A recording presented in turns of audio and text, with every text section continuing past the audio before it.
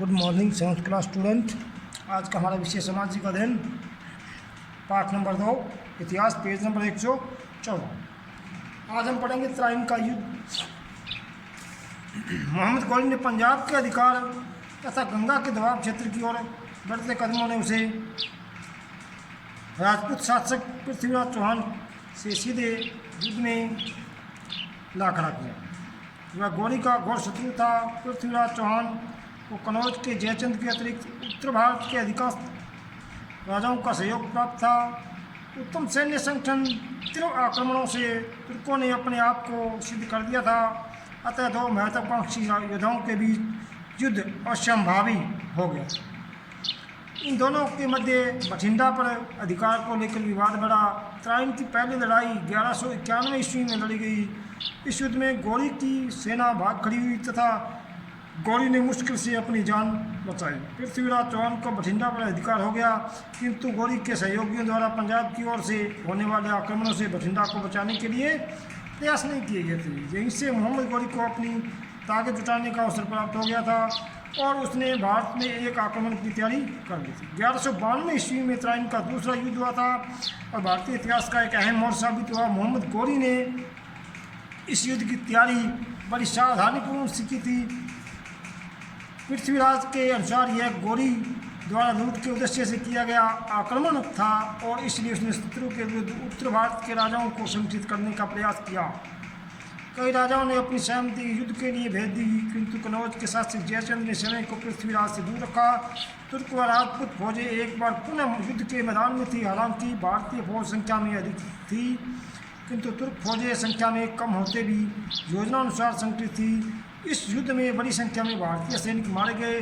पृथ्वीराज ने समय को बचाने का प्रयास किया, किंतु उसे सरस्वती के पास गिरफ्तार कर लिया गया। तुर्की सेना ने हांसी, सरस्वती और समाना के दुर्गों पर अपना अधिकार जमा लिया। इसके बाद अजमेर को भी अपने अधिकार में ले लिया गया।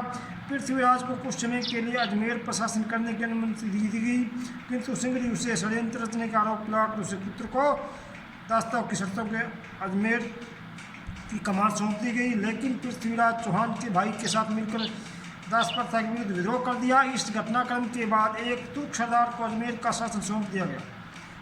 यहीं से तुर्क अजमेर की सत्ता माने जाते हैं। तराइन के युद्ध के बाद मोहम्मद गौरी ने अपने विश्वसनीय गुलाम कुतुबुद्दीन ऐबक को सत्ता सौंप कर गजनी वापस चला गया।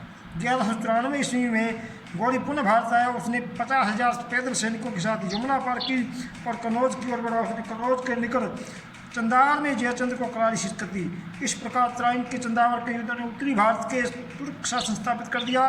मोहम्मद गौरी की 1200 ईस्वी पूर्व मृत्यु हो गई तथा उसके अधिकार में आए भारतीय क्षेत्र का शासन कुतुबुद्दीन ऐबक पर आ गया।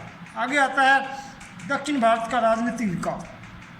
700 ईस्वी से 1200 ईस्वी राष्ट्रकूट में दक्कन पर शासन था। ये स्थापना अलीचरपुर वर्धा से हुई थी।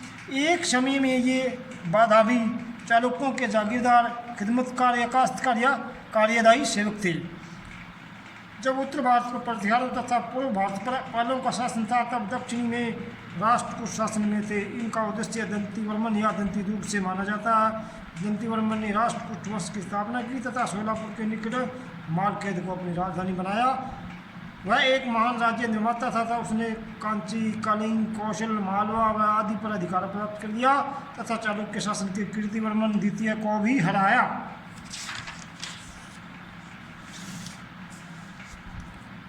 प्रसिद्ध एलोरा गुफा मंदिरों का निर्माण भी करवाया। उसने अधिकारी ध्रुव ने साम्राज्य का विस्तार किया। ध्रुव ने 779 ईस्वी से 794 ईस्वी तक शासन किया था। ध्रुव पहला राष्ट्रकूट शासक था जिसने त्रिखंड संघर्ष का सामना करना पड़ा।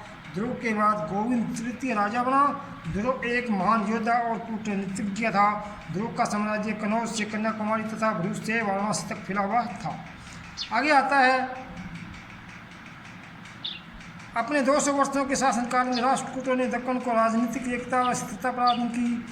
973 ईस्वी में कल्याणी के चालुक्य के द्वारा इनको प्रतिस्थापित कर दिया गया। राष्ट्रकूट शासक सहनशील थे। इन्होंने वैष्णव, शैव और वैष्णव, जैन तथा बुद्ध सभी विचारधाराओं का आश्रय